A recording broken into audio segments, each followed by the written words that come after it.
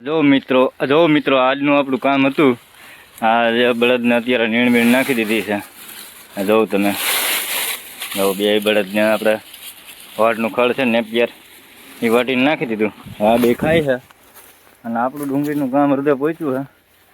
ડુંગળી ઉપાડી લીધી છે, અડધી રાખી દીધી અને પૂરા કરીને મૂકી દીધી છે. થોડુંક ઘણું બાકી રહી ગયું છે, એ કામકાજ હવે કાલે થશે. આજનું આપણું કામ અધૂરું રહી ગયું છે, એનો બીજો ભાગ કાલે આવશે. બાકી આપણે જે પહેલાં માંડવી વાવી હતી એ કાઢી અને સફેદ ડુંગળી વાવી છે. જોઉં તમે 5 વીઘામાં સફેદ ડુંગળી વાવી દીધી અને વીઘા એકમાં ચણા વાવ્યા દેશી.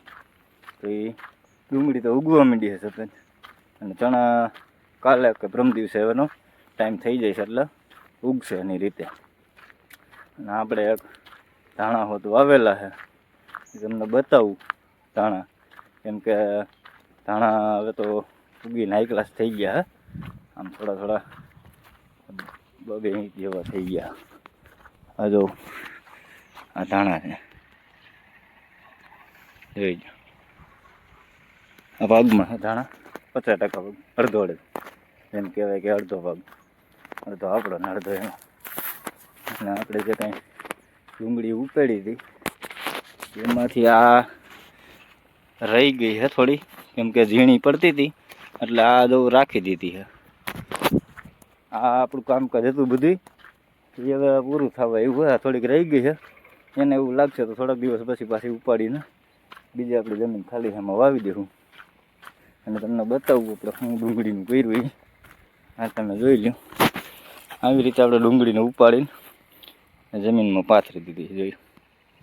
અને આગળ આ ઢગલા પીડા બધા એ રહી ગયા પાથરવાના રહી ગયા, બીજા બધા પાથરી દીધા.